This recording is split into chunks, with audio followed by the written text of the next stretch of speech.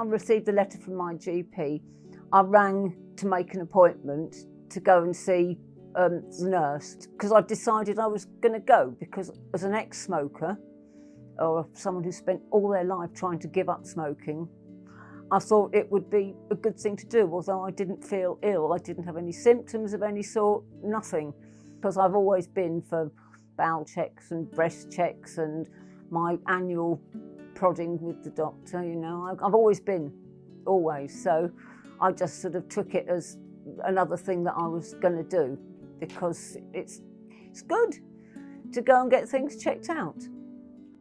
The nurse asked if I had any cough, if I knew anything about the lung health check, in fact, so she explained it to me. The nurse asked what my general health was like, had I lost any weight, did I have any breathing problems. My CT scan was in a mobile unit in a nearby health centre.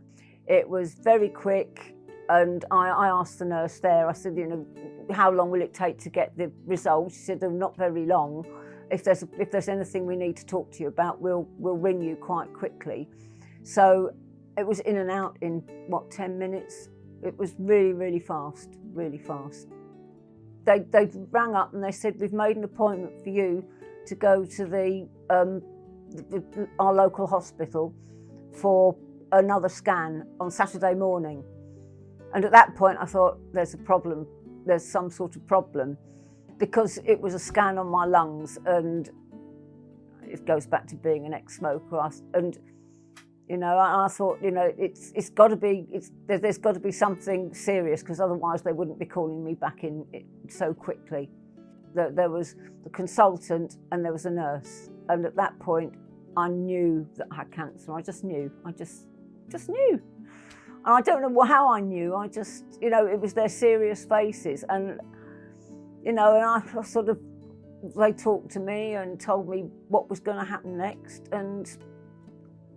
but I still wasn't that shocked. I wasn't surprised, that's the thing. I really wasn't surprised, although I was surprised that I'd had no symptoms.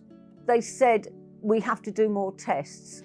We think we might be able to operate, but we're not 100% sure yet. We have to do a PET scan, and we have to do some breathing tests and look at your general health and that sort of thing. And they gave me a card saying, you know, if you want to ask any questions, or your family want to ask any questions, please ring up and talk to the nurse. You know, we're here to help. We're here to help you get through this. And so that was really nice to know. I went in to see the respiratory clinic, and they told me that I was very fortunate in the fact that they were going to be able to operate as the first, if that's what I wanted. You know, there was quite a large tumour, actually. It was 42 millimetres, which is about 1.5, 1 3/4 inches, which is quite big, they said. But they said that they didn't think it had spread anywhere, which, you know, was a bit of a sigh of relief from my part. And so we agreed that, you know, the operation was going to happen. When I had the operation, they told me that they needed to remove the top lobe of the right lung. And they showed me the diagram, in fact, in the Roy Castle booklet, which is very self-explanatory. And they said that eventually the two smaller lobes down the bottom would expand to help fill the gap. It was about 5 weeks from when I had my diagnosis to when I had my surgery. And in fact, the consultant rang me at about 9 o'clock on the Saturday morning and said, how do you feel about coming in tomorrow evening? I said, yes, please. The operation took about 4 hours. Well, at least that's what they told me.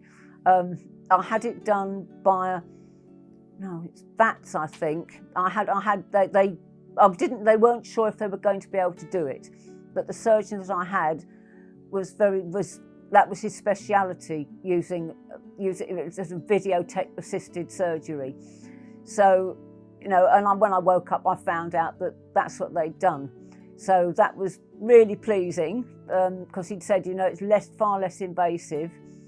And I count myself really lucky that they were able to do that.